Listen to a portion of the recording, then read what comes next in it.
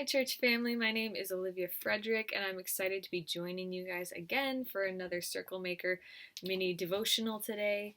We are going through Mark Batterson's The Circle Maker book, and we are in the third section called Think Long.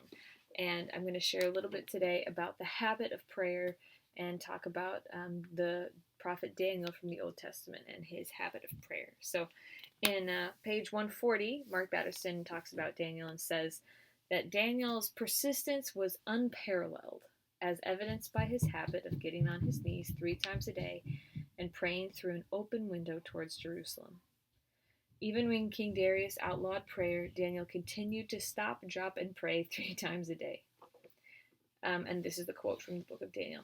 Now, when Daniel learned that the decree had been published, he went home to his upstairs room where the windows opened towards Jerusalem. 3 times a day he got down on his knees and prayed, giving thanks to God just as he had done before. Mark then says, few people prayed with more consistency or intensity than Daniel. And I love this because when Daniel experienced pressure or conflict against his prayer habits or against his faith in a difficult time, he had this habit that was built in that he just continued. It wasn't extra work. He didn't have to start a new thing and pray about the new situation. He just continued to do what his habits had built in. And I think the years of him praying 3 times a day towards the city of Jerusalem, which was like the promise that God would bring them back out of exile to Jerusalem, like back home. I think that that habit that he had built in is what sustained him and what allowed him to be able to continue to pray through those times where you have resistance and difficulty. And I want to share a little bit about some prayer habits on like the scientific end of things. Habit building is super important for consistency, and we see in the book of Daniel that his habits allowed him to have this deep relationship with the Lord where he could pray hard and pray through things like being thrown in the lion's den and not waver in that. And so there are 2 ways that you can build your prayer life through habits, kind of like Daniel. One way is through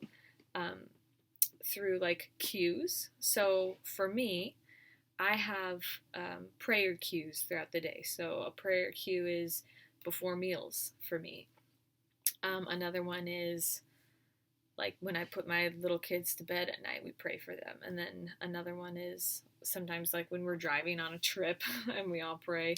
And so I have these cues, and it's super easy to just add things onto my prayer cue. So if I'm praying like, Lord, thank you for this food, bless it to our bodies, bless your conversation or whatever. I'm already praying, and it's really easy to just tack on something to my pre-existing prayer. So if there's somebody that I know who isn't saved, I'll just throw on, okay, I'm circling this person, Lord, thank you for this food, bless it to our bodies. I pray that this person would come to know you, and that you'd reveal yourself to them.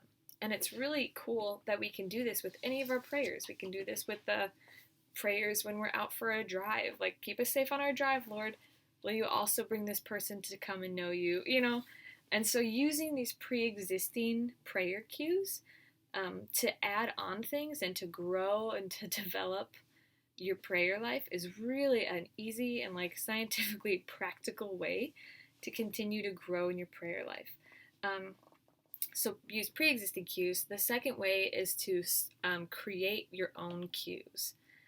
And so you can do things. I know somebody who every time they hand wash dishes, it's prayer time. So as soon as their hands hit the soapy water and they're hand washing dishes, they have decided that this is going to be a prayer cue for them. For some people, like for me, it's when I get in my car and I'm by myself. I'll usually take a deep breath and then just pray in tongues for a little bit by myself. So create some new prayer cues for things that you're already doing throughout your day, and it's really helpful to build in a consistency and a walk with the Lord that's consistent and powerful. So when, like Daniel, we're encountering difficulty and resistance, we already have a built-in connection with the Lord. So God bless.